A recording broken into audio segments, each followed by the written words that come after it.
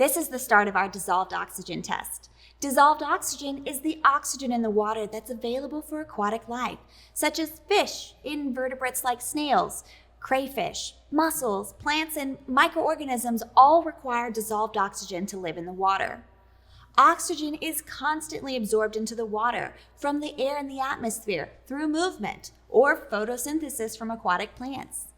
A good example is if you have wind or rain making waves, or maybe river rapids, that water is bouncing off rocks, or a waterfall and that water is floating into space. All that movement is constantly folding oxygen into the water. And then the colder that water is, the more it can retain.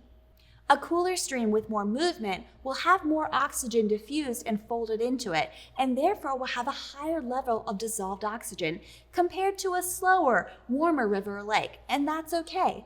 Aquatic life have adapted to areas with a certain amount of dissolved oxygen that they need. For example, you might find a trout in one of those colder, fast-moving streams. They have that higher dissolved oxygen they require.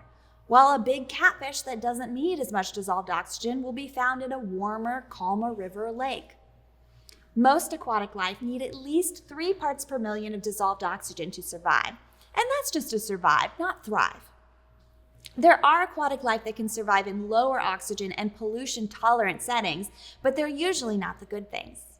Dissolved oxygen is an important water quality. In this test, we're going to find the dissolved oxygen level of our water samples to help us answer that initial question. Will our water source support aquatic life? So for this test, you are going to need your beaker full of water, the glass vial, and the double bubble foil packet. You're going to carefully pop those chemical tablets out, those dissolved oxygen tablets, and you can set them on the table in front of you.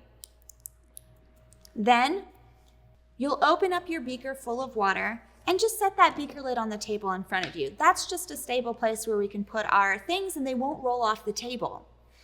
You'll take your vial, take the top off, and you're gonna hold it by the neck, that ringed opening. Dip that vial into the water and you're gonna fill it all the way to the tippy top. It's gonna go bloop, bloop, bloop, because all the air bubbles are coming out, because we don't want any extra air in our dissolved oxygen test. That might mess up our results.